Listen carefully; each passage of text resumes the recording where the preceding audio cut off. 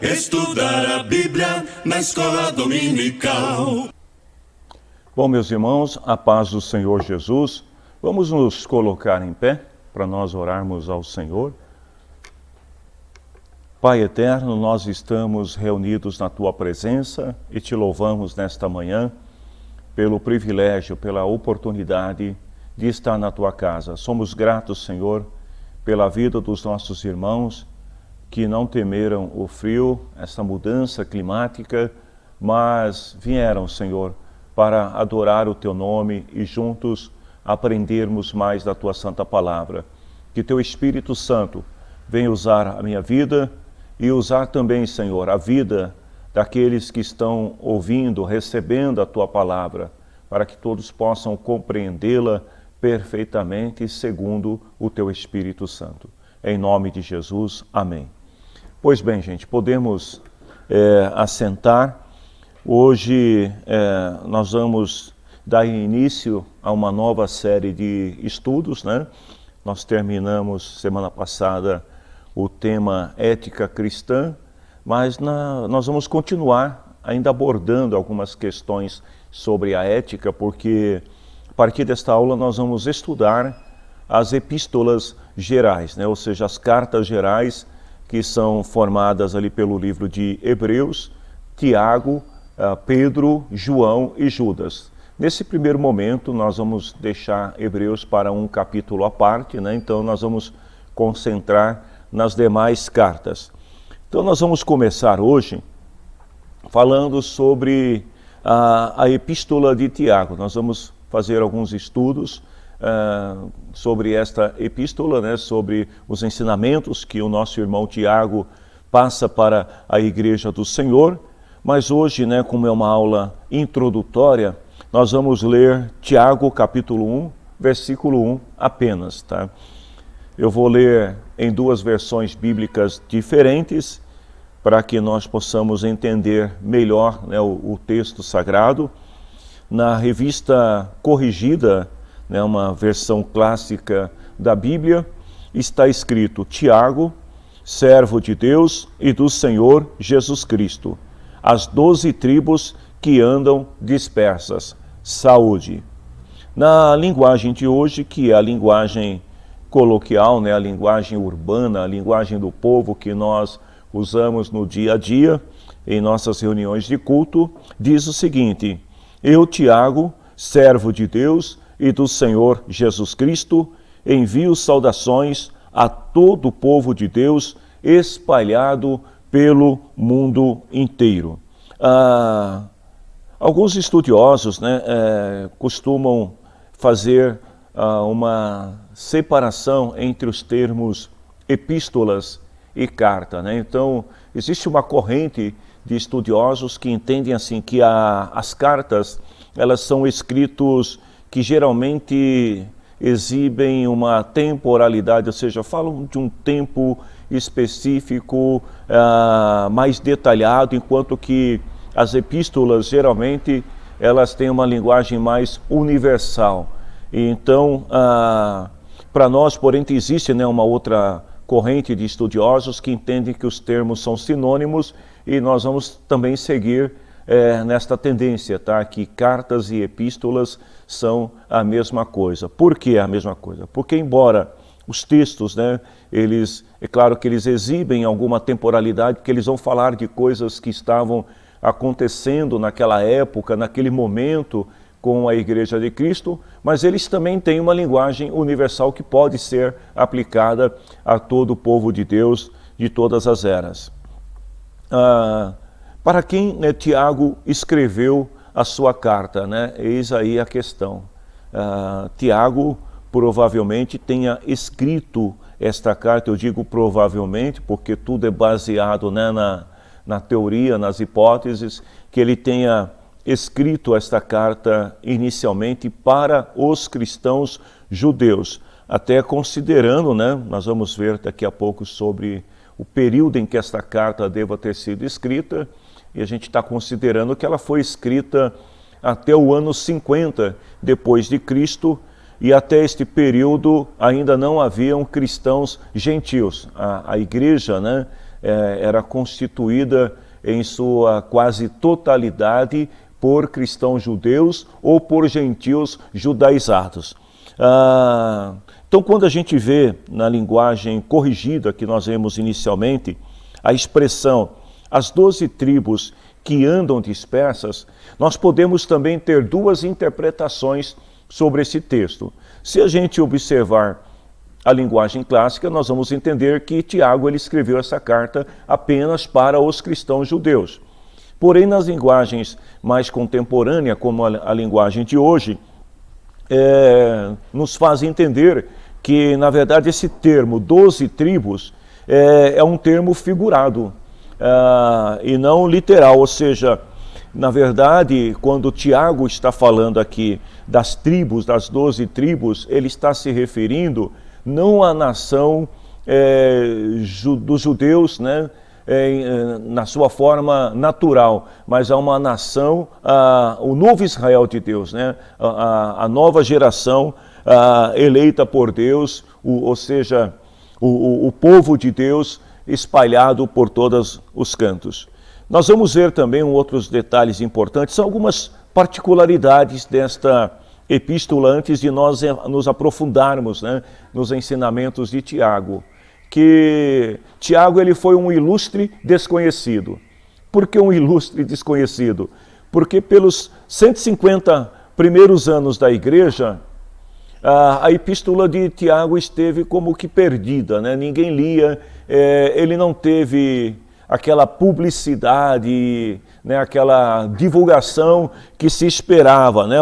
A impressão que se tem é que havia um desinteresse por parte da comunidade cristã naquela época de ler as cartas de Tiago. E aí vem a pergunta, por que, né, esse desinteresse? Por que os cristãos não se importaram tanto em ler o que este nosso irmão estava dizendo na sua carta?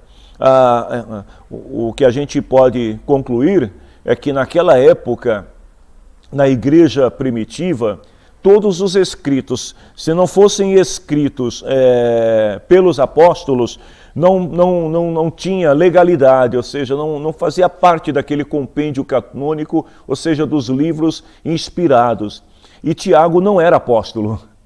Então Tiago era um irmão em Cristo, que nós vamos ver adiante, que ele foi pastor na igreja de Jerusalém, mas ele não era apóstolo. E pelo fato dele não ser apóstolo, provavelmente a igreja não deu tamanha credibilidade aos seus escritos. Alguma comparação com os dias de hoje? Muitas, né? Às vezes as pessoas que não possuem certos cargos, né, funções, títulos, né, não são devidamente reconhecidas pela ausência desses títulos. Então Tiago provavelmente tenha sido esse o motivo pelo qual a igreja naquela época não deu tanta atenção a esses escritos.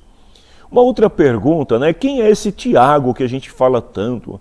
Quem é o Tiago que foi o pastor da igreja de Jerusalém, né? Será que... Eu estava até comentando aqui no início da aula com o Alê, que quando eu era criança eu tinha uma ideia, né, de que os livros da Bíblia levavam o nome dos autores. E depois eu descobri que nem sempre isto é verdade. Então será que alguém escreveu esta carta e querendo eternizar o nome Tiago, né? E nós vamos ver que a Bíblia fala de alguns Tiagos. Então será que alguém querendo eternizar o nome de Tiago decidiu dar esse nome à carta? Vamos ver, por exemplo, né, quem são os Tiago que a Bíblia fala. E qual deles vocês acham que poderia de fato ser o autor desta carta, né? Ou se não o autor, qual deles que estaria sendo homenageado, né, nesta carta? Primeiro, tem o Tiago, irmão de João. O Pedro, Tiago e João, né? O Tiago aqui, que fazia parte desse trio, é esse, o irmão de João, que era filho de Zebedeu. Tem o Tiago, filho de Alfeu. Tinha também o Tiago, irmão de José, filho de Maria, conhecido como o mais jovem ou o mais moço, né? Porque ele era o caçula. Tem o Tiago, que era pai de Judas, lembrando que não era o Judas Iscariotes. Tem ainda o Tiago, irmão de Judas, que escreveu a epístola.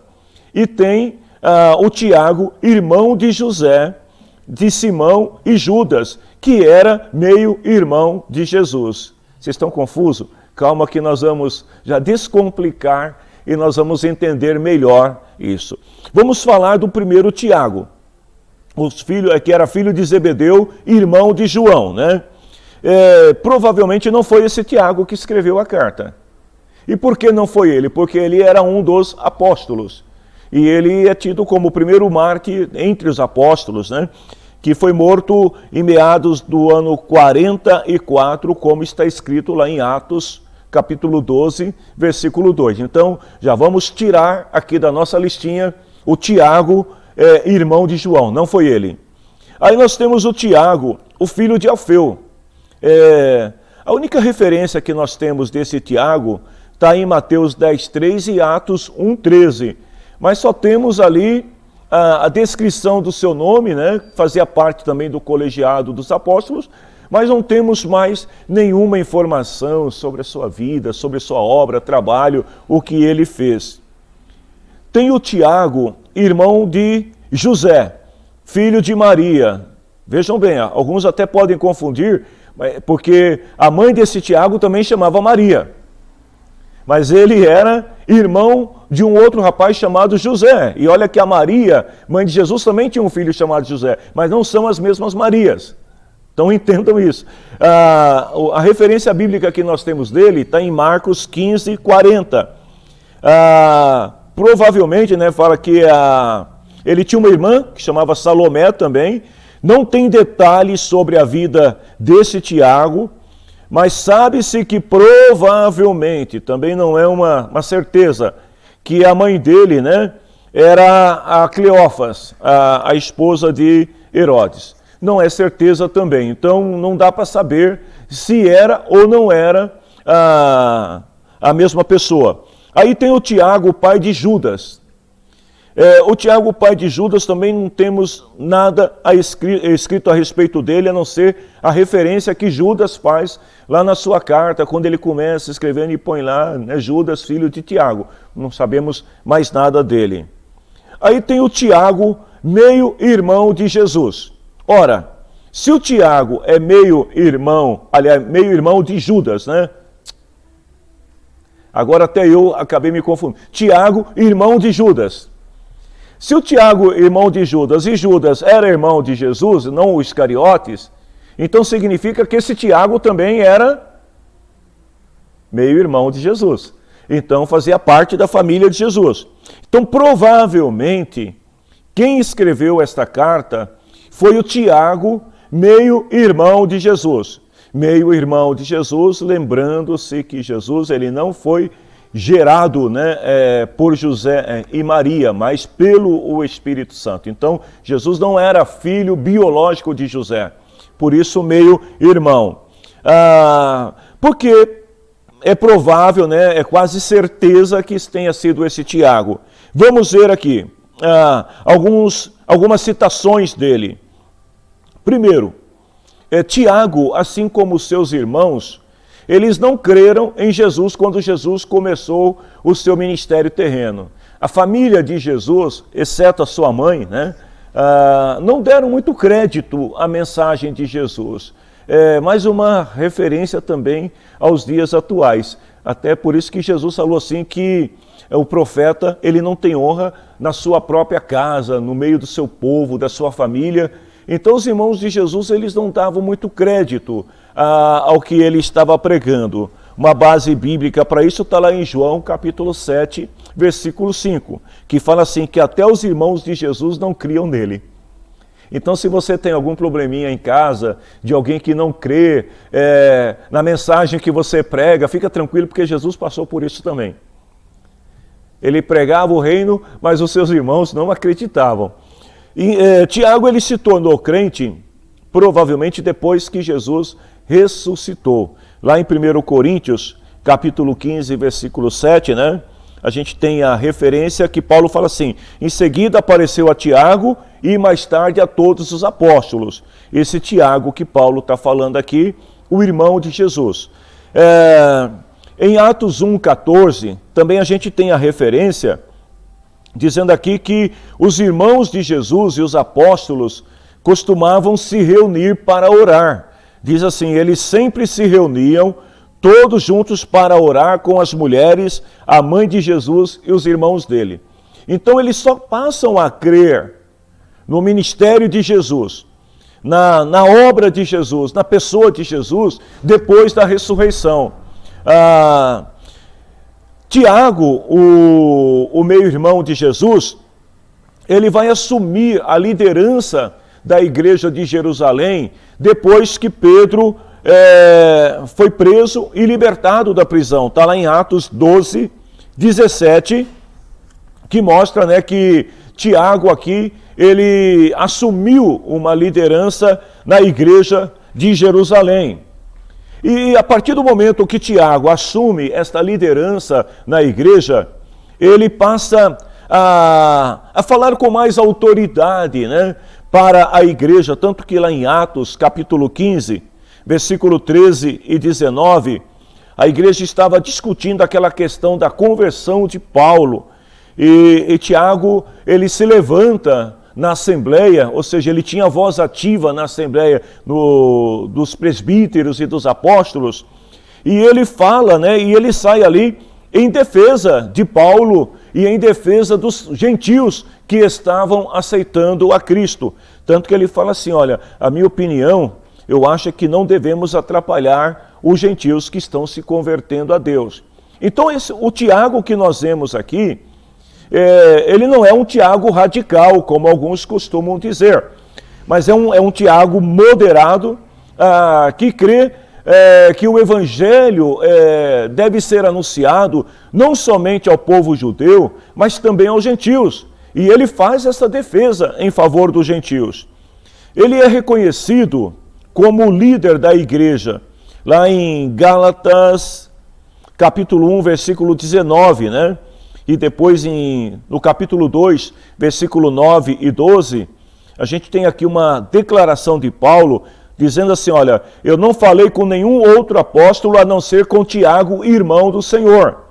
E por isso Tiago, Pedro e João, lembrando que esse Tiago aqui não é o Tiago que foi martirizado, eram considerados líderes da igreja e reconheceram que Deus me tinha dado esta tarefa especial. Cá entre nós, minha gente, é muito Tiago, né, na história. Se você não tomar cuidado, às vezes acaba se confundindo. Então vejam bem, Paulo, ele deixa bem claro aqui que o Tiago, ele é reconhecido como um dos líderes da igreja. E mais tarde, ele vai se encontrar com Paulo para receber o relatório missionário de Paulo sobre as missões no mundo gentil. Está lá em Atos 21, 18. Que diz assim que Paulo vai até a casa de Tiago para se encontrar com ele e com todos os presbíteros que estavam ali. Então Tiago, ele tem uma função de liderança, né, sobre a igreja, sobre o presbitério, mas ele não era apóstolo. Naquela época, até então, né, os apóstolos reconhecidos pela igreja eram apenas aqueles que viram o Senhor. Daí até aquela batalha de Paulo, né, pelo reconhecimento do seu apostolado, porque muitos não viam Paulo como apóstolo pelo fato dele não ter andado com o Senhor e visto o Senhor. Mas a gente vai perceber na história da igreja, para quem fez o curso de liderança aqui da igreja deve se lembrar que na história da igreja a gente percebe que a igreja ela vai passando por um processo de desenvolvimento e novos apóstolos vão surgindo depois, apóstolos que não viram o Senhor. Uma outra informação importante que a gente vai ver então é sobre a data em que esta carta ou esta epístola foi escrita. Por que isso é importante, né?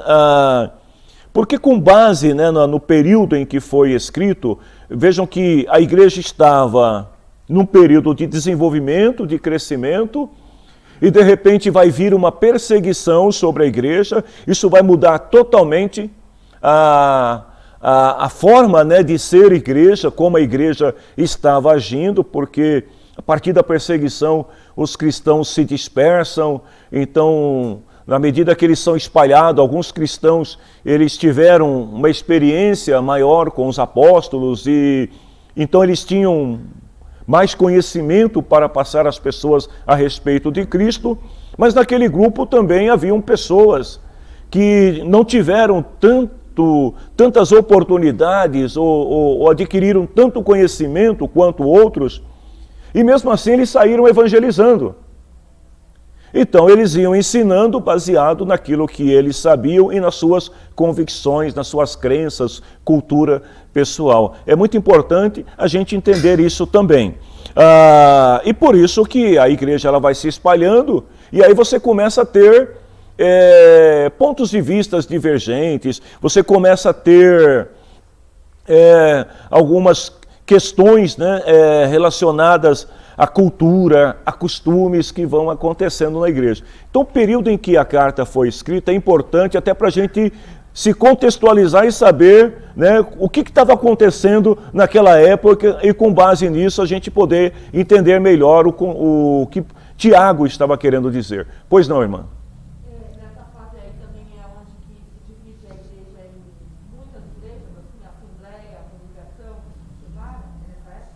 Não existia ainda essas denominações. Até então, né, não havia essa preocupação de dar títulos, né, ou nomes, né, às igrejas. A igreja era conhecida como a igreja da cidade tal, a igreja da cidade tal, e por aí afora, não tinha... Né, então, eles eram os cristãos que saíam, se espalhavam, começavam a pregar, juntavam grupos e ali... Então, ainda não tinha chegado esse tempo, né, de começar a criar nomes e títulos. Isso vai acontecer um pouquinho mais para frente, tá? Para a gente saber o período em que a carta foi escrita, a gente precisa também entender o período em que Tiago esteve à frente da igreja de Jerusalém, que foi entre 44 depois de Cristo até 62 depois de Cristo, que é quando ele foi morto. Vamos começar vendo, né, por exemplo, qual que seria a data mais provável para ele ter escrito essa carta, considerando, né, aquilo que está escrito na carta de Tiago.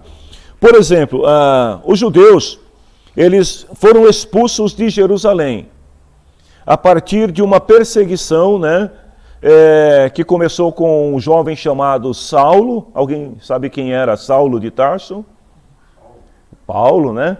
Então, Saulo de Tarso, que achando que estava fazendo a coisa certa, começou a perseguir os cristãos, um dos responsáveis pelo apedrejamento em praça pública de Estevão, e com isso, né, a igreja, eles foram se espalhando.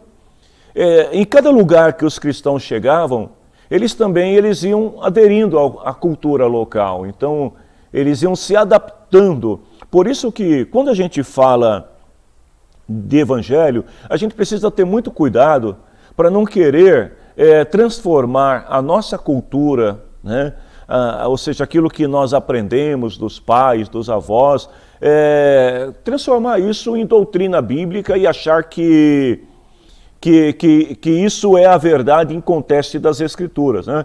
O evangelho ele é transcultural, então... esses cristãos eles foram para Fenícia, foram para Chipre, Antioquia, e ali eles foram estabelecendo novas comunidades cristãs. Lá em Atos capítulo 11, versículo 19, fala assim, que os seguidores de Jesus foram espalhados pela perseguição que havia começado com a morte de Estevão. Então tudo começa ali com a morte de Estevão. Alguns foram para a Fenícia, outros para a ilha de Chipre, outros para a cidade de Antioquia e anunciavam a palavra de Deus somente aos judeus. Então vejam, nesse primeiro momento, ainda os gentios não tinham sido alcançados. Os cristãos eles estão ainda pregando o evangelho somente para os judeus.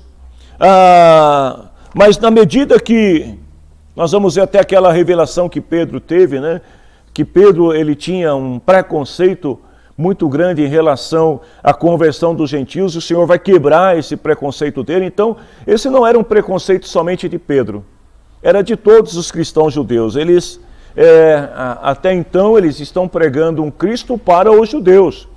Então, eles anunciam o evangelho. Mas a graça de Deus, gente, ela é tão maravilhosa que quando os gentios descobriram o que é evangelho, eles disseram, nós queremos beber dessa água também, igual a mulher samaritana. Senhor, me dá um pouco dessa água aí que eu quero beber dela. Essa perseguição, ela começou na primeira parte da quinta década, que foi entre o ano 40 até o ano 50. Considerando que Tiago assumiu a igreja no ano 44, então a perseguição pode ter se iniciado nesse mesmo ano, que foi quando Tiago, né, assume o lugar da igreja, como pastor da igreja no lugar de Pedro, como pode ter começado no ano seguinte, mas foi por ali, naquele período ali, 44, 45, que começa a perseguição.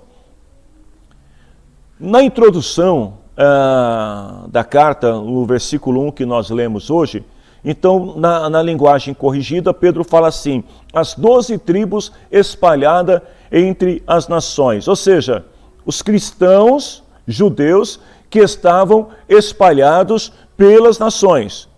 Por que Tiago está escrevendo esta carta a estes irmãos? Qual é o propósito, né, desta carta? O que Tiago queria passar de mensagem para esses irmãos que agora já não podiam mais se reunir no templo, né, na igreja em Jerusalém, mas estavam se reunindo em lugares separados, né, espalhados pelo mundo. Isso tem até uma semelhança, eu estava meditando um pouco sobre isso, com o que nós estamos vivendo no momento, né? Os cristãos de Jerusalém, eles são espalhados pelo mundo e eles continuam pregando o evangelho, mas eles não podem vir a Jerusalém adorar ao Senhor. Então Tiago, ele precisa encontrar uma forma de continuar pastoreando esses irmãos. E aí, minha gente, não tinha internet naquela época, não tinha o YouTube, não tinha o WhatsApp naquela época. Como é que ele poderia continuar pastoreando estes irmãos? Não só Tiago, mas os pais da igreja naquela época, através de cartas. A diferença é que hoje nós estamos transmitindo essa reunião ao vivo. Então hoje eu falo aqui e a pessoa que está do outro lado do mundo, ela pode me ouvir ao vivo, em tempo real. Naquela época se escrevia uma carta endereçada para um grupo e até essa carta chegar àquele grupo, levavam-se dias e meses, né? Às vezes até anos. No caso da carta de Tiago, percebe-se que, por alguma razão, ela ficou parada em algum ponto. Ela não seguiu a sua trajetória. Qual que era a trajetória? Uma igreja recebia a carta, ela lia a carta e fazia cópias daquela carta e endereçava a outros irmãos para que outros também fossem fortalecidos através das mensagens dos pais da igreja. Alguém esqueceu de encaminhar a mensagem. Alguém esqueceu. E essa palavra de Tiago, ela acabou ficando por muito tempo parada no tempo. Quando Tiago fala isso, então, ele mostra, né, o quê? O seu cuidado pastoral que ele tem com a igreja.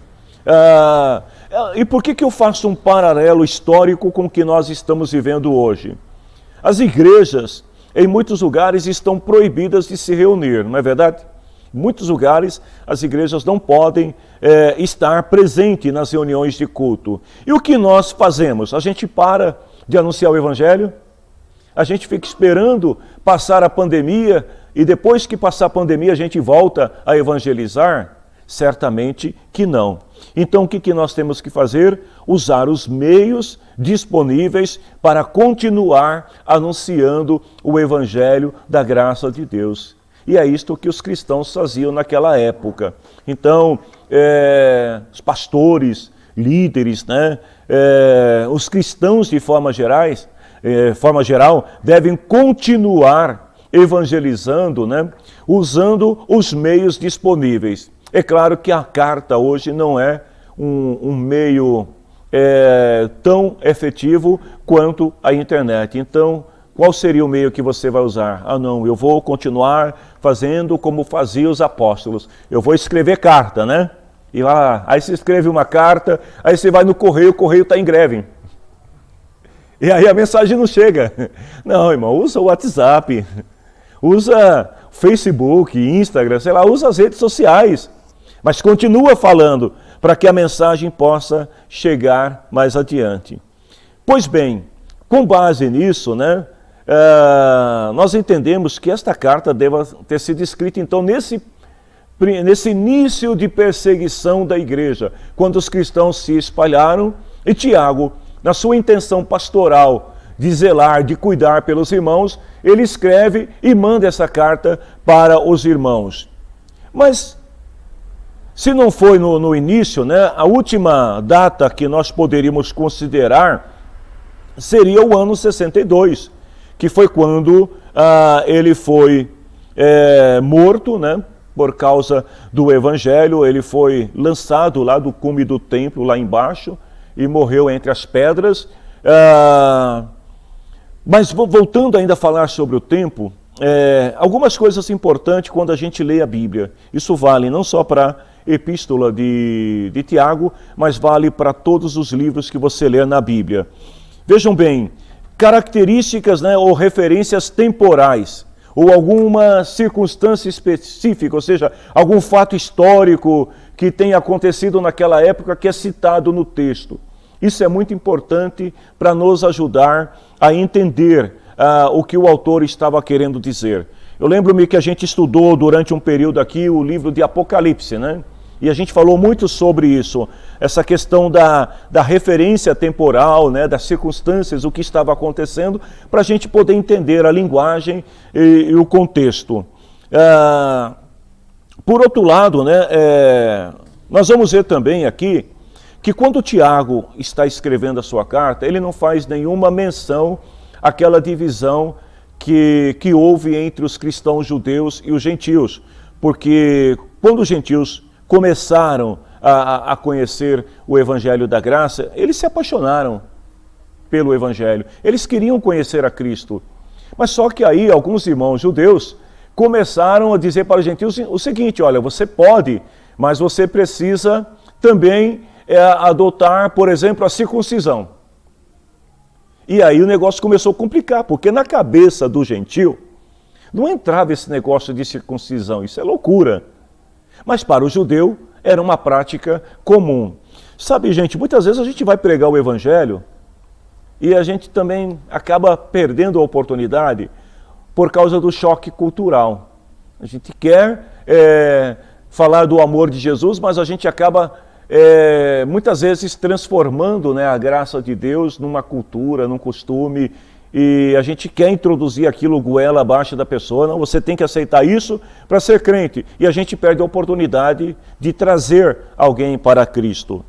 Então, quando Tiago está escrevendo a sua carta, é claro que ainda não tinha acontecido isso. A gente percebe que isso não estava ainda em evidência com base nos escritos dele, como nós vamos ver adiante. Tudo indica que era uma época de tranquilidade, ou seja, pelo que Tiago escreve, se você ler lá em Tiago capítulo 2, versículo 2, a gente vai estudar mais detalhadamente sobre isso em outras aulas. Mas ele cita assim, olha, entra na reunião de vocês um homem com anéis de ouro e bem vestido, e entra também outro pobre e vestindo roupas velhas.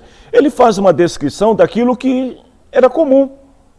Ou seja, numa igreja que está sendo perseguida, com certeza não ia ter uma situação dessa, de alguém estar entrando, como ele diz aqui, com anéis de ouro, bem vestido, e o pobre ali se assentar junto, porque no tempo de perseguição, aqueles que eram cristãos, eles tiveram que fugir para não serem mortos. Então ele está falando de um período de tranquilidade. E lá em Tiago capítulo 2, ainda no versículo 6 e 7, ele também, ele fala um pouco aqui, né, sobre, em relação aos pobres que haviam na igreja. Ele fala assim, olha, vocês desprezam os pobres, por acaso não são os ricos que exploram vocês e os arrastam para serem julgados nos tribunais? São eles que falam mal do bom nome que Deus deu a vocês. Então, Tiago está falando de uma situação, de um tempo, onde a igreja está em formação, muita coisa nova está acontecendo na igreja, muita gente influente está vindo para a igreja, porque por causa do poder de aglomeração, de ajuntamento, né? Talvez oportunidades de negócios, como a gente sabe que muitas pessoas, né, procuram grandes igrejas, onde há multidões, não com a finalidade de adorar a Deus, mas de repente de fazer negócios, network, né, estabelecer ali algum contato. Então isso estava começando a acontecer na igreja no período em que Tiago é pastor daquela igreja. Enquanto, né, por exemplo, a gente vai estudar aqui as epístolas de Pedro, e a gente vai ver que Pedro, ele faz uma distinção entre gentios e judeus. Tiago, ele não dissocia esses dois grupos, ele está falando para uma comunidade única aqui, né? Ou seja, ele está falando para o Israel de Deus. Por isso que a Bíblia, na linguagem de hoje, ela traz, né, uma interpretação desse texto muito mais contemporaneizada, né, muito mais fácil de ser entendido, que diz assim, né? Tiago, servo de Deus e do Senhor Jesus Cristo, envia saudações a todo o povo de Deus. Porque em nenhum momento Tiago ele separa gentios de judeus. Ele está falando para o Israel de Deus, as tribos que estavam espalhadas, para o povo de Deus. Bom, vamos continuar aqui. Uma outra coisa que a gente vai ver também é que o que reflete, qual o momento histórico que reflete, então, a epístola de Tiago? Você queria perguntar, irmã? Tá. Vejam bem, Tiago fala sobre organização da igreja. Ele vai falar aqui sobre algumas coisas que precisam ser ajustadas numa comunidade que está em formação, numa comunidade que está recebendo muita gente, e que precisa ter pessoas específicas cuidando de cada área. Então, por exemplo, lá em Tiago capítulo 3, versículo 1, ele vai falar sobre a língua, o poder da língua. Alguém aqui outro dia, acho que foi a Beatriz ou foi a Ana? A Ana, que falou um pouco sobre a língua. Vejam que ele não vincula aqui essa questão da língua, da ética, né, nas palavras, ao ministério da igreja.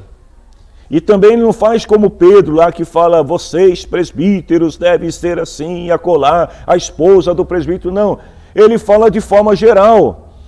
Ele fala assim, meus irmãos, somente poucos de vocês deveriam se tornar mestres, pois vocês sabem que nós, os que ensinamos, seremos julgados com mais rigor do que os outros.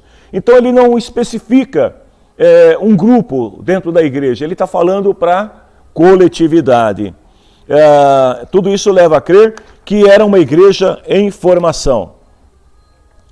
Outros pontos importantes que a gente vai ver, agora a gente vai falar sobre a mensagem de Tiago, né? O que ele está querendo passar através da sua carta. Por exemplo, alguns estudiosos, eles acham que a epístola de Tiago é mais uma coletânea, ou seja, um apanhado de coisas que está acontecendo, igual aquele pregador que ele não tem uma mensagem concreta, sabe, com início, meio e fim, e aí ele começa a falar, ele vai soltando aquilo que vem na cabeça, que Tiago, mais ou menos, alguns estudiosos pensam que assim, ele traz uma mensagem que não tem nenhuma coesão, nenhuma ligação entre uma coisa e outra. Ele está falando aqui da língua, daqui a pouco ele já muda, ele já está falando de enfermo, daqui a pouco está falando de oração.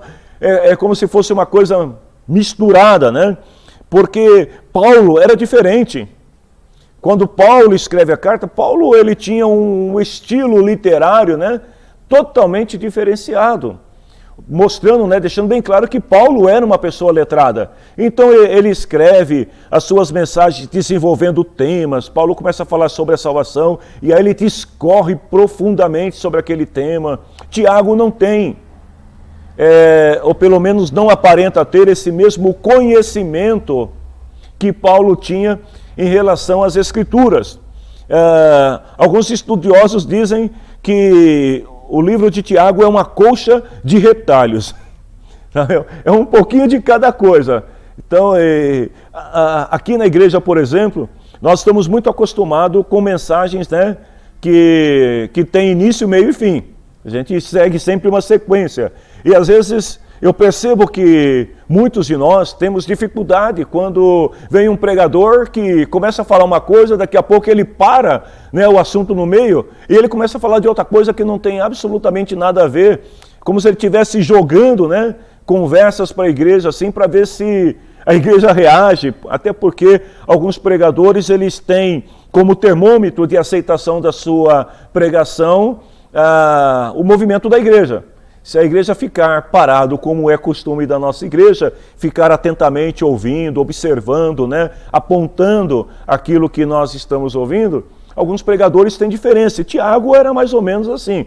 É uma carta que é uma verdadeira colcha de retalhos, uma série de exortações, admoestações e uma ênfase muito grande. Isso é importante, porque tudo que ele está falando deixa bem claro que era uma pessoa simples escrevendo uma carta, mas ele deixa uma coisa muito importante, que é a ênfase na ética do comportamento. Por isso que eu falei que a gente terminou a série de ética, mas vamos continuar abordando alguns pontos da ética, porque Tiago, ele é muito focado nessa questão da ética, mais da ética do que da própria doutrina. Lembrando que a doutrina é o ensinamento, é o conhecimento, né, com a maior profundidade sobre temas relevantes das Escrituras.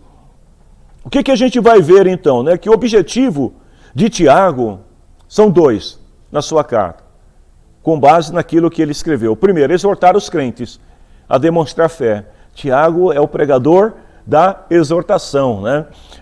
E segundo, levar os crentes a perseverar durante as suas provações.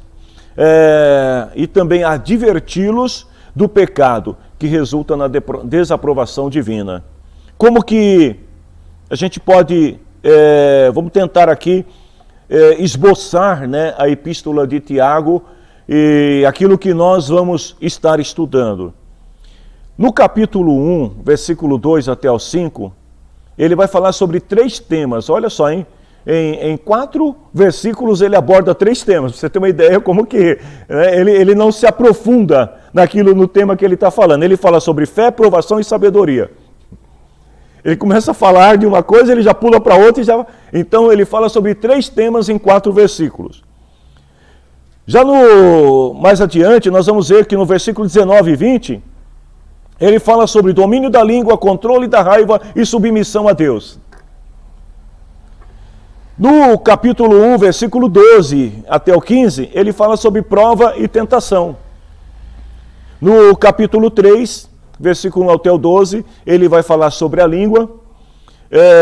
No capítulo 3, ainda versículo 13 até o 18, ele fala sobre a sabedoria terrena e a celestial. No capítulo 4, ele fala sobre a vida, né, em harmonia segundo a vontade de Deus. E depois ele termina falando sobre paciência no capítulo 5. Eu esqueci de falar do capítulo 2, tá? No finalzinho do capítulo 1 aí, versículo 22, e todo o capítulo 2, ele vai falar sobre a lei, né, cumprir a lei pela fé, ou seja, uma nova interpretação da lei. Bom, além desses temas que ele fala, de vez em quando ele está falando sobre um tema e ele volta, ele retroage para falar sobre o tema anterior. E é por isso que muitas vezes alguns estudiosos não gostam, né? Vocês percebem que são poucas pessoas que costumam ler a carta de Tiago, pregar sobre a carta de Tiago. Tem poucas pregações sobre Tiago, porque me parece que é um texto não muito atraente, mas eu espero torná-lo atraente para vocês aqui sobre a graça de Deus. Tiago, ele não dá atenção, por exemplo, à doutrina da ressurreição. Você vai perceber na carta de Tiago que ele não fala muito sobre o sacrifício de Jesus, sobre a vida de Jesus, sobre a morte de Jesus. Ele não vai falar sobre eternidade, da forma como Paulo discorre o tema, sobre o céu, arrebatamento. Essas questões parece que não era o grande foco de Tiago, até porque nós estamos falando de alguém que está escrevendo para um grupo que subentende-se que estava sendo perseguido naquele momento, e o propósito dele não é esse, o propósito é animar os irmãos, né? Só que ele anima de uma forma bastante interessante, exortando os irmãos, né? É aquele pregador que ele quer animar os irmãos, então ele já chega com aquelas mensagens duras, pesadas, mas é uma forma também de dar um chacoalhão nos irmãos. Tiago, então, ele é o típico cristão que crê em Jesus, não tem dúvidas sobre quem é Cristo, e a sua preocupação é muito mais ensinar as pessoas sobre vida cristã na prática, né, ética, do que contestar alguns pensamentos da época. Então Tiago é assim, ó, eu não estou nem aí para que os outros estão dizendo, estão falando da fé, que a fé é o firme fundamento. Não quero saber disso. Eu quero saber que para ser cristão eu tenho que fazer isso, isso e isso. Então ele é um cara muito focado, né, naquilo que ele faz. Ele se mostra preocupado com o cristianismo que estava sendo vivido naquela época, porque para ele não bastava a pessoa se declarar cristão, né? Paulo vai lá e fala assim, vocês são salvos pela graça mediante a fé, né? Não é isso? Ou seja, a fé, né, é a grande virtude na vida cristã. E Tiago, não é que ele, nós vamos ver que não é que ele desconsidera a fé, não, como alguns pensam. Mas ele está muito mais preocupado em passar a vida cristã na prática. Ou seja, o que é ser cristão? Então ele vai explicar que ser cristão, dentre muitas coisas, é dominar a sua língua. E aí trazendo para os dias atuais, né, abrindo um parêntese aqui, não adianta nada o sujeito, na interpretação de Tiago, não adianta nada o sujeito pregar bem, né? Falar línguas estranhas, sair profetizando à torta e à direita, se tem uma língua, né, que é usada de forma indevida para ferir outros. Então, para Tiago, olha, eu não tenho respeito, né, não considero você como uma pessoa de Deus se você não tem controle. É isso que ele vai falar. A verdade revelada é como um espelho, onde é impossível olhar-se através dele sem se identificar, e a necessidade de sermos corrigidos por Deus. Isso aqui foi uma frase minha, construída com muito suor, né? Mas a verdade bíblica, né, ela é um espelho. É impossível você olhar para a Bíblia, né, e não identificar em você a necessidade de ser corrigido por Deus. E eu penso que é isso que Tiago está querendo passar aqui para os irmãos. Não tem como você... Tiago, ele fala o seguinte, olha, não tem como você ser de Deus se você não viver da maneira que Deus quer. Não tem como você olhar para o espelho, né? Você olha para o espelho, alguém fala para você assim, fulano, tem uma pinta no teu rosto. Aí você fala, não tem. Tem, não tem. Aí você vai no espelho, aí você olha para o espelho, o que você vê? A pinta no rosto. Não tem como você escondê-la. Ela está visível. Assim também são as nossas falhas. Os nossos pecados diante de Deus. Quando a gente se depara com as Escrituras como um espelho, né, que reflete a imagem que Deus quer de nós, aí a gente olha assim e fala, uau, estou feio. Preciso melhorar. E como é que eu melhoro? Aí Tiago vai explicar. Você melhora vivendo a vida de acordo com como Deus quer. Uma das coisas mais importantes que Tiago fala é sobre oração. Para ele e para muitos estudiosos, a oração é o tema mais relevante da sua carta. Em 3 ocasiões, ele vai tratar desse assunto. Como eu falei, ele fala de um tema, depois ele volta, e por 3 vezes ele fala da oração. No capítulo 1, versículo 5 até o versículo 7. Vejam, ele fala assim, logo no começo ele fala que a gente deve pedir sabedoria a Deus. E como é que a gente pede? Através da oração. Depois, no capítulo 4, versículo 2 até o 3, quando ele está repreendendo ali, né, o pecado de contenda, ele indica que muitas pessoas não recebem nada de Deus porque pedem coisas para usar em seus próprios deleites. Então ele deixa bem claro o seguinte, olha, vocês estão orando errado. Por isso que vocês não estão recebendo. Aí eu fico imaginando, vamos imaginar juntos aqui, né, o contexto histórico. Os cristãos estavam espalhados porque eles estavam sendo perseguidos. O que vocês acham que eles estavam pedindo? Me ajude aí. O que vocês acham que os cristãos estavam pedindo? Hã? Deus, tira a perseguição. O que mais? Eles perderam a casa, perderam os animais, os bens. O que vocês acham que eles estavam pedindo agora? Voltar a vida. Senhor, eu quero minha casa de volta. Eu quero os meus bens. Vocês concordam? Que provavelmente era isso que eles estavam pedindo. E aí Tiago vai chamar a atenção deles e falar, vocês estão pedindo errado. Não é isso que vocês deveriam estar pedindo. Vocês não estão sofrendo por amor a Cristo? Aí vamos fazer um paralelo histórico, né, com os dias atuais.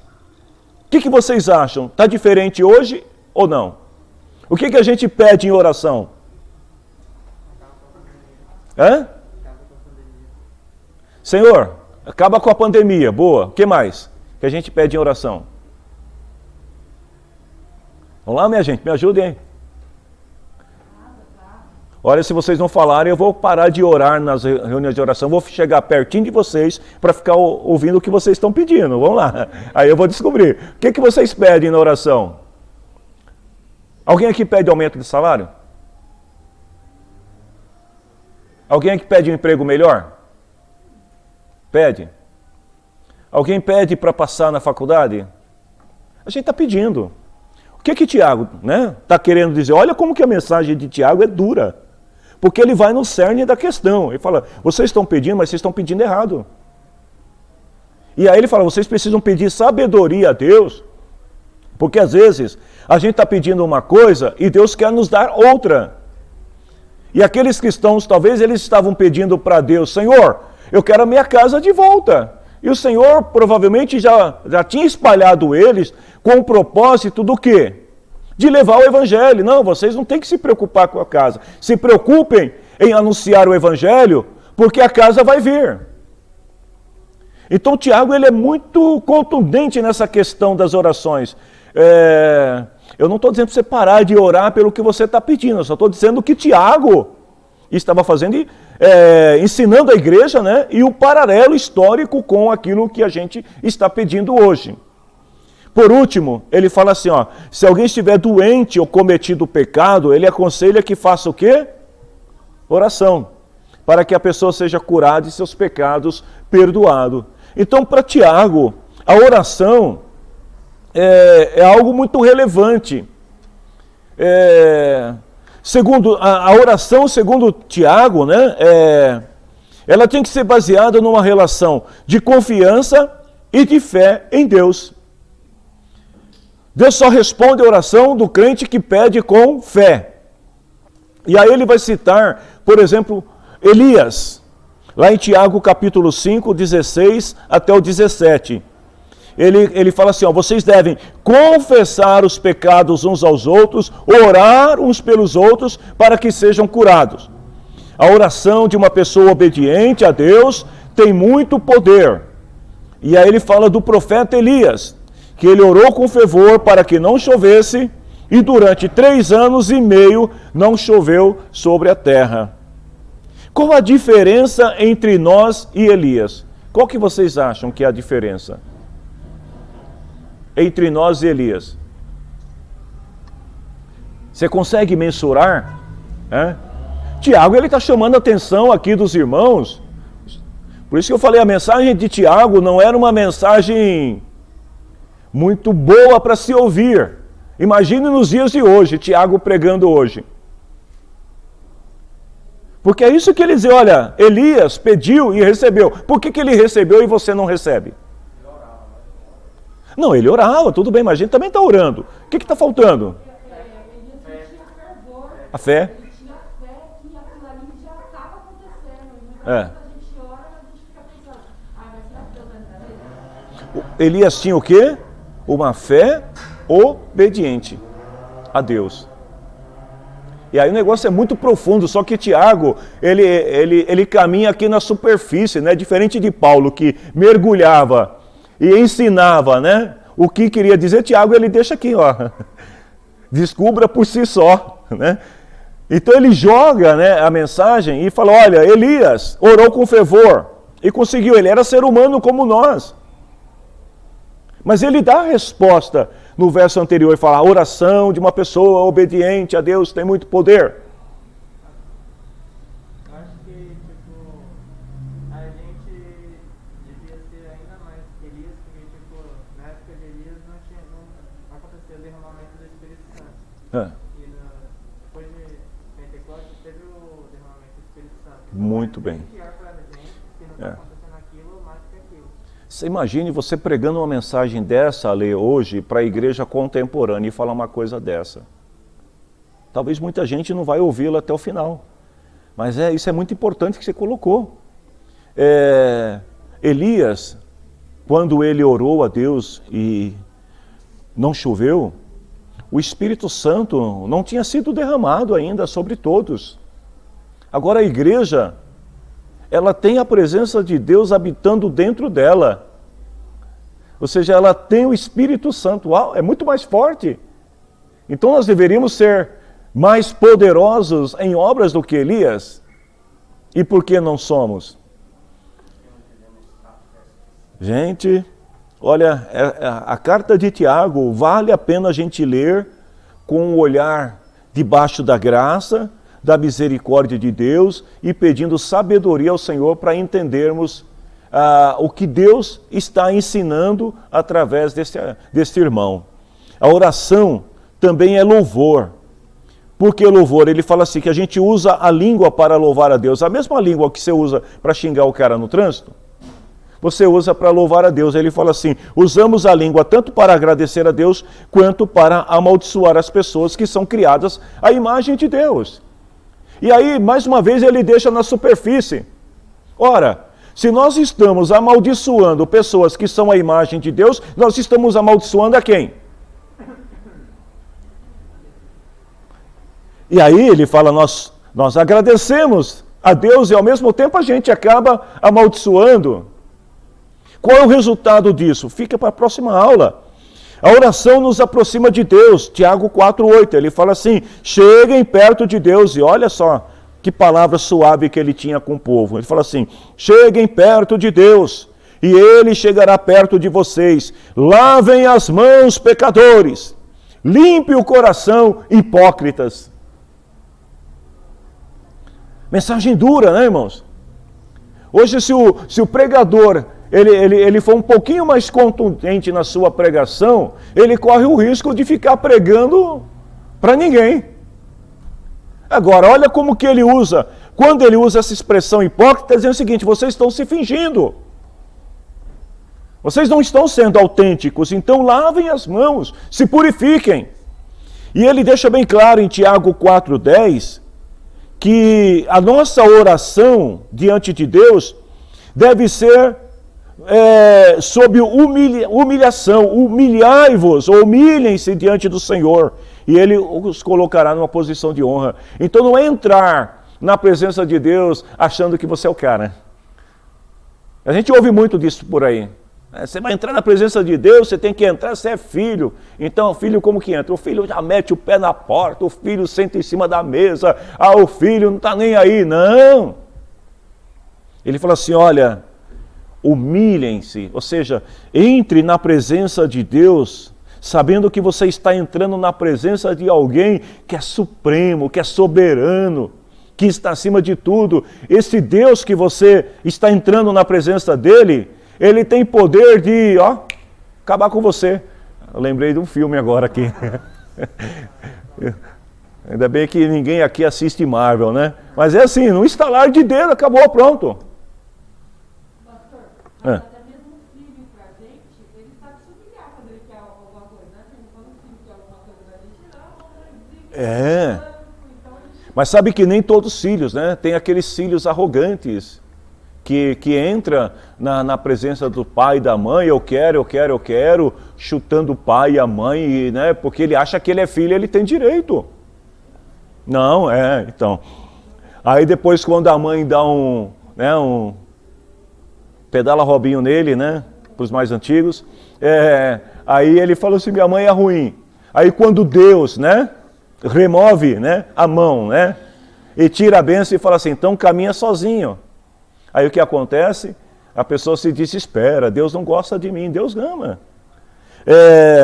Sobre a lei, Tiago, né, ele afirma que a lei de Deus dá liberdade ao crente. Está lá em Tiago 1, 25 e também Tiago 2, 12. E ele deixa bem claro, olha, a exemplo, né, de Jesus, ele deixa bem claro aqui que a lei se resume na seguinte expressão, Tiago 2,8, ame os outros como você ama a você mesmo. E esta lei, ela deve ser obedecida por todos. Tiago 4,11, a lei do amor, ou seja, ele fala assim, olha, o evangelho é a lei perfeita que dá liberdade às pessoas.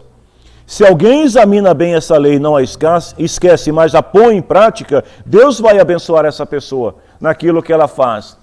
Mas em que se baseia a lei do evangelho? No amor. Amar o outro como ama a si mesmo. Tem uma palavra hoje à noite sobre amor. Vou deixar, então, essa parte para a noite. Meus irmãos, não falem mal um dos outros. Tiago 4,11. Quem fala mal do seu irmão em Cristo, ou julga, está falando mal da lei. De que lei? A lei do evangelho de Cristo, que é o amor. E julgando, então quando você fala mal de alguém, não adianta você chegar para o irmão e falar assim, irmão, eu te amo em Cristo, e depois falar mal dele.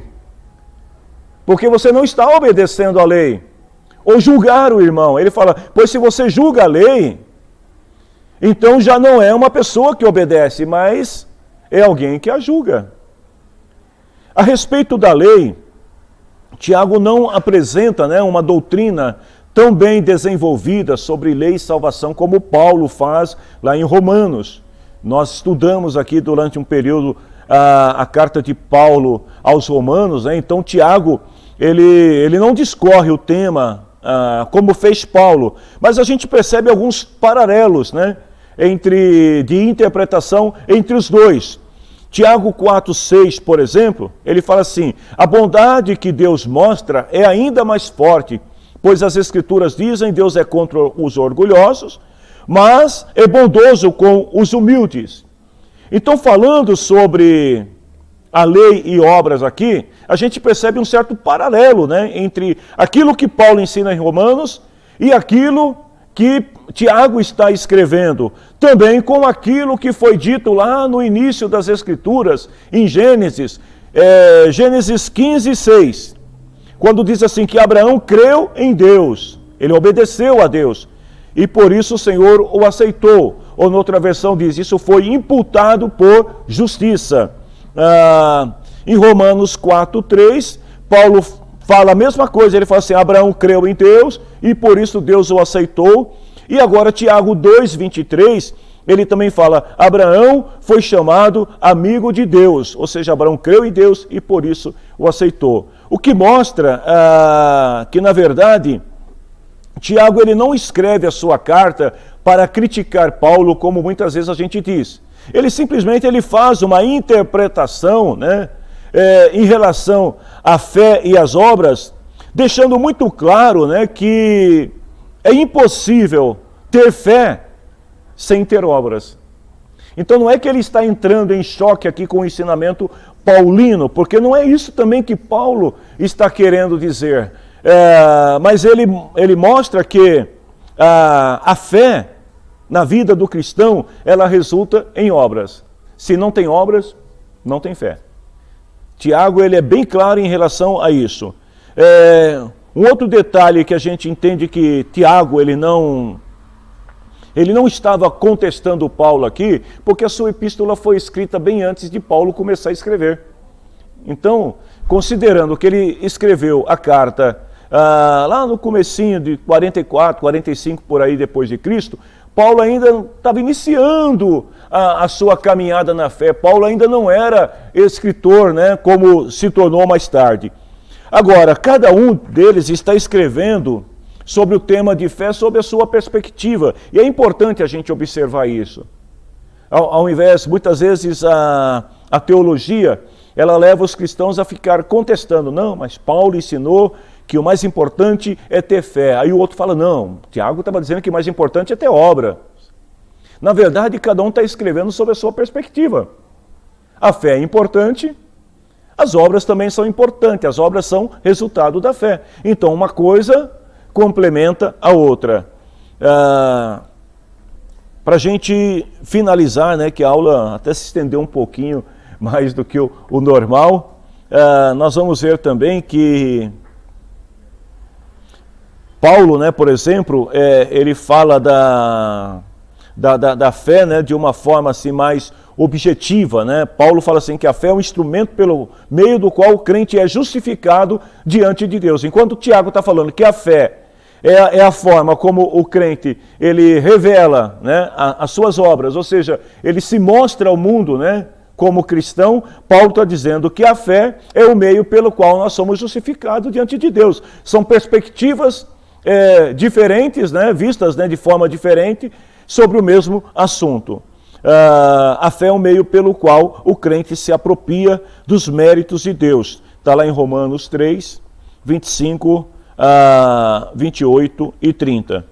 Para a gente terminar aqui, né? Nós vamos terminar hoje com uma fala de Tiago, capítulo 1, versículo 3 e 5, onde ele fala assim: vocês sabem que quando a sua fé vence essas provações, ela produz perseverança. Então a perseverança, ela é uma manifestação, né, de alguém que tem fé. Mas se alguém tem falta de sabedoria, peça a Deus, Ele a dará, porque Ele é generoso e dá com bondade a todos. Ou seja, que Deus possa nos ajudar, que a gente possa entender, ter sabedoria para compreender a vontade de Deus. E que nesta pequena caminhada, né, na carta de Tiago, a gente possa aprender um pouco mais sobre vida cristã na prática, né? Ou seja, o que é de fato ser um cristão. O mundo saberá que nós somos de Deus se o mundo enxergar Cristo em nós. Amém, minha gente? Vamos terminar? Alguém tem alguma pergunta, alguma observação? Na aula introdutória, com certeza não. Nas outras, haverá muitas perguntas. Então, vamos nos colocar em pé, vamos agradecer a Deus, que na sua bondade nos permitiu estar aqui nesta manhã, e esperamos que à noite todos possam estar aqui também. Em nome do Senhor Jesus, obrigado, meu Deus, por estarmos aqui nesta manhã. Obrigado, Senhor, por todos aqueles que tiveram a oportunidade de ouvir e de receber a Tua palavra. Que o Teu Santo Espírito continue, Senhor, trazendo sobre todos nós sabedoria, compreensão, Senhor, da Tua palavra, para que possamos, meu Deus, não somente aprender, mas praticar aquilo que a Tua palavra nos ensina. Em nome de Jesus, nós Te louvamos e agradecemos. Amém. Minha gente, Deus abençoe todos vocês. Bom domingo.